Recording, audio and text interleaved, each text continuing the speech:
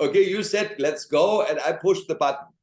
So welcome to our 15th installment. I think it's 14 or 15 installment of our joint Zoom call between Rabbi Joseph Edery and myself, Ephraim, from Ephraim Media Truth on Torah Club. So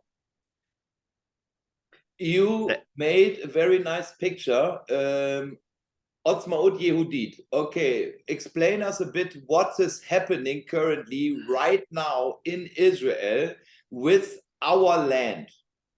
So currently there is Judea and Samaria. We had this very called Judea and Samaria is considered, according to international law, occupied territory.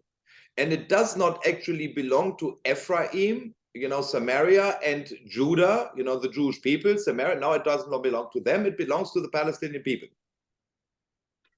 So obviously this is a very big issue, and Otzma Yehudit is working closely with the rest of the right-wing majority government, and they're gonna make order in all of this, because everybody knows that the land of Israel belongs to the Jewish people.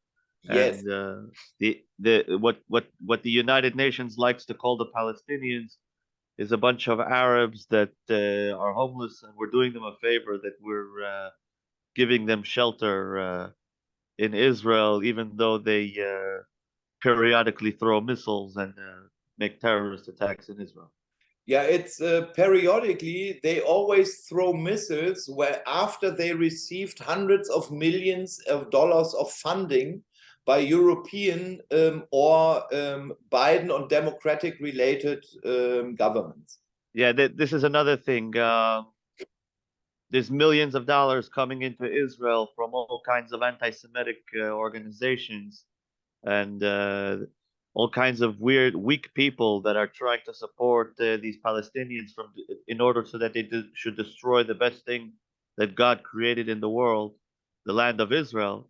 And of course, the right-wing parties in this should be really taking a look into this and taking all that millions of dollars and using it to build the third temple. That's basically the real thing. Exactly, and this is where we, of course, support you in any way possible. We had today an extremely interesting conversation with Rabbi Ben Zion. I hope I pronounce his name. Guglat? Gagola, yes. Gagola, yes. It's Ben Zion Gagola from Haifa. So we were actually really talking about this, how to bring this message of reconciliation, of Hashem, about the return of Hashem to Israel and so on. How are we able to bring this to a wider audience? Perhaps you, summarize actually what we discussed there. So what we summarize is that as part of the ongoing mission of the Sanhedrin to be reestablished in Israel, we're going to be going to visit the Knesset with a couple prominent rabbis, and we're going to check to make sure that the Israeli government is acting according to what Hashem wants in the Torah, and that we should be able to build the third temple very soon. Yes. Absolutely. Now, but we also said, that in order to reach, and I said to Ben Zion that actually, I think, that when the will, the initiative, the drive to build the temple, to reinitiate the Sanhedrin, comes actually directly from the nations. From like guys from the nation of Ephraim who said, listen, guys, we need actually a Sanhedrin. We are in a situation currently where everybody, of course, sees the right-wing government as a complete threat to our democracy. Now, and when you take a look now behind what democracy is and then what the big threat is, and you said, okay, now we are at the brink of what identity will Israel take upon her? Will it be a state with a Jewish identity, or will it be a state with a democratic identity? So when it's a Jewish identity, well, then it should be governed by the Torah, and that there is an absolutely necessary that there is a Sanhedrin which is able to make rulings on very, very pressing issues, concerning Israel. Now, when we remain a democratic state, well, then we have it like it is, then you can democratically vote that Judea and Samaria does not belong to Israel, to the Jewish people, but belongs to the to the Palestinians. And you will always have a majority vote for this in the UN, always. Like I told you last week, Ulf, Hashem is the one who created heaven and earth, and anyone who reads the Bible, especially if they know how to read the Rashi, in the first verse in the Bible, it says that God created the heaven and the earth. And the reason we start off the Bible with a story and we don't just go straight for the rules is so that you should know who's the owner. And if God decided to give the land of Israel to the Jewish people, so then it really doesn't matter what a few politicians are thinking. And now that the right-wing majority, if was democratically elected, the left is out of excuses. The left are those who built our democracy, and now we have the big issue. Okay, what is freedom? Is the left, who departed completely from the Torah and from the laws of Hashem, are they allowed to make rules over us and cut down on our religious freedom rights? And we say, wait a second, we are Israel and we want to celebrate, Passover and the feast and so on the Temple Mount. We want to worship Hashem on the Temple Mount as a freedom of religion, as written in the Torah, and want to build the temple. Now, this would be the religious freedom actually of the Jewish people.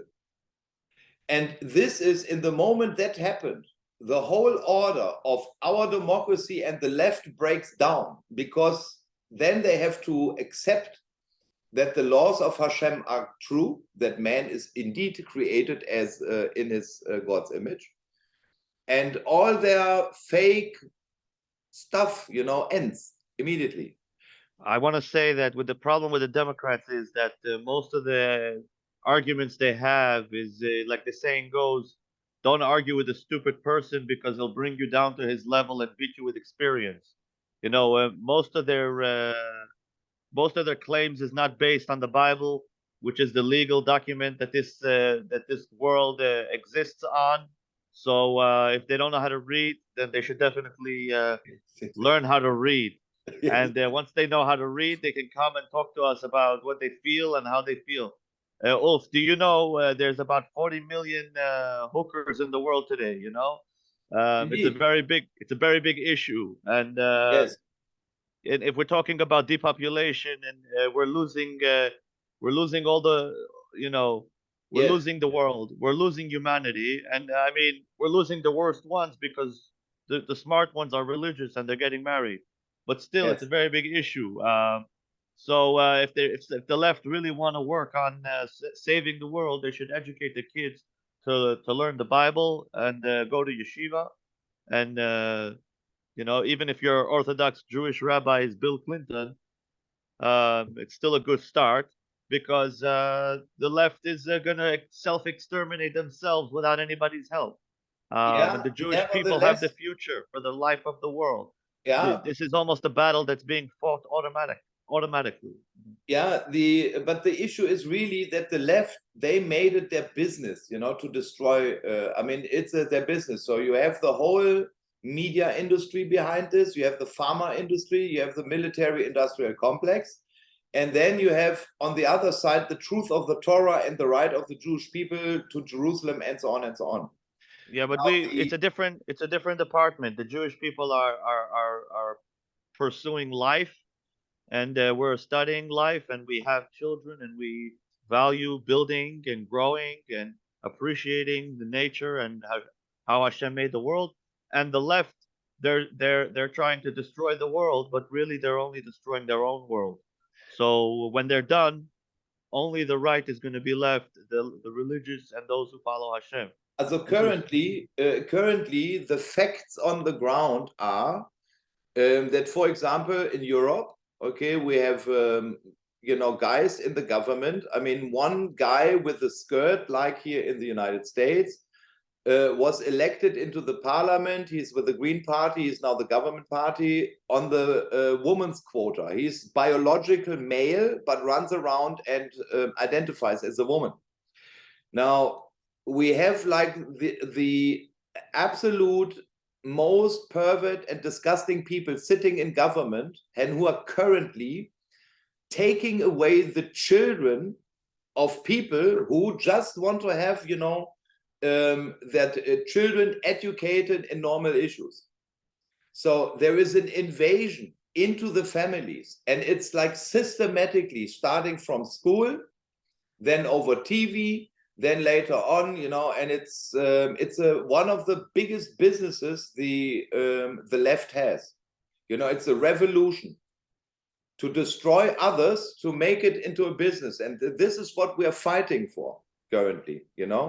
And we do have the reality of Torah on the one side, but on the other side we have the reality of Edom, who still says, yeah, you owe me, you have to pay your dues, you have to pay your taxes, you have to pay.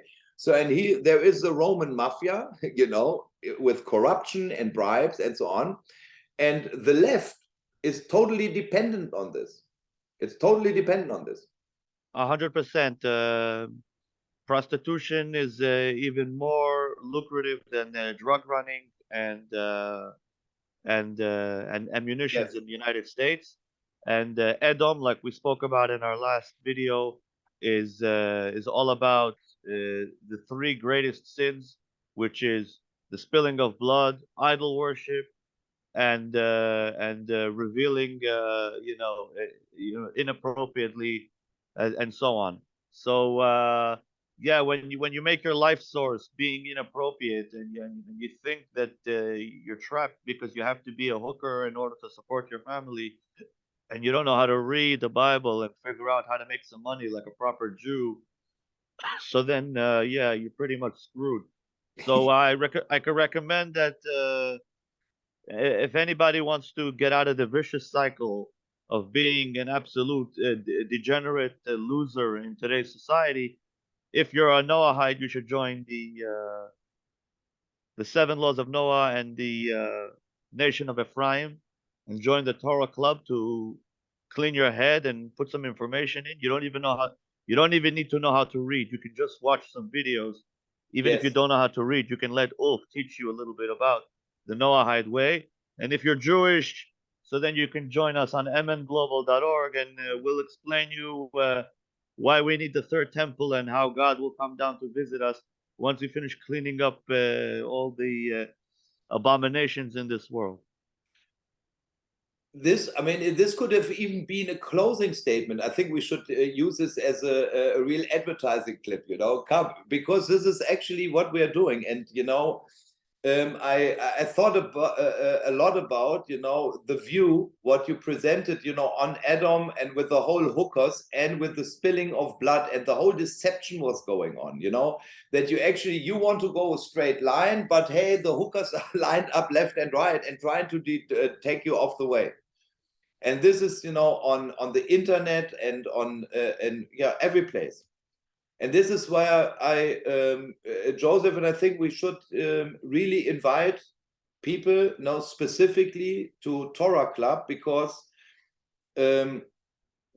currently people are overwhelmed with information they receive in short clips, in 90-second clips, in reels or so, from TikTok, from YouTube, from Telegram things. So there are clips going out without context, which take up amazing time and take away the focus on what really matters. And we yesterday had within our from our Nation of Ephraim Zoom call, our community every Sunday on at 8:30, we bring all together and speak about the business. I mean, we have a Zion-centered business, and we said, okay, number one, yeah, we want to support Joseph and the Sanhedrin initiative, 100%, because I think it is an absolutely current, as it looks politically, spiritually. The Sanhedrin is the most important entity where we believe the whole world can receive justice, because worldwide, the president of the United States, he puts his hand on the Bible, the Pope, he runs around with the Bible, okay, but who judges now at the end of the day on these biblical issues? So there has to be a Sanhedrin.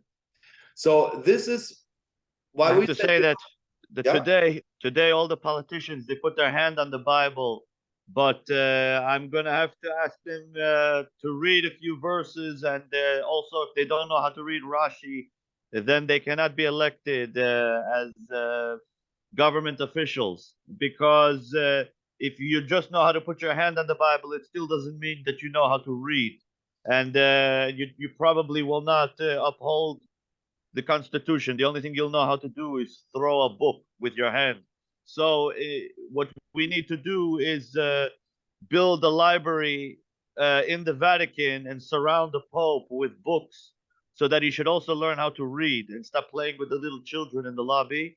And also for all the politicians, they should start to read the Bible, and they'll have to get tested by me or somebody from the Sanhedrin before they go and start beating people up in the street Yes, or absolutely. being corrupt judges. This is a very big problem, because I'm very happy that in the last couple of 100 years, all the politicians swear on the Bible, but I think they're getting it dirty with their hand. No, this is in some areas it's not anymore. Oh, okay. 1 second.